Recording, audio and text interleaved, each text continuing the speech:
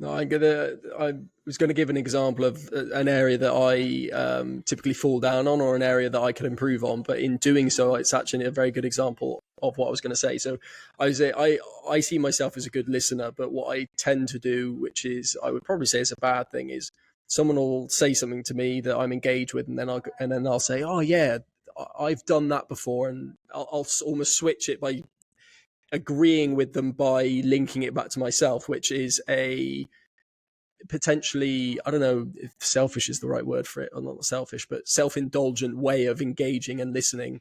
And that's exactly what I've just done on this podcast now, is switched it back, which is self-indulgent. Do you, what's your take on it? Like, does it come across as self-indulgent, or does it show that you're actively listening, you're relating to the topic by empathizing with the place that they've been?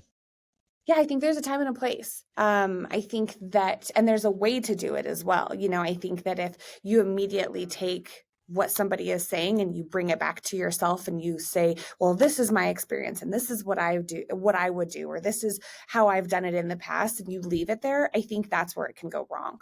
However, if you, like you mentioned, Jamie, if you say, hey, look, I've been there, I understand what you're going through, you empathize with them, you let them know that you've experienced their pain.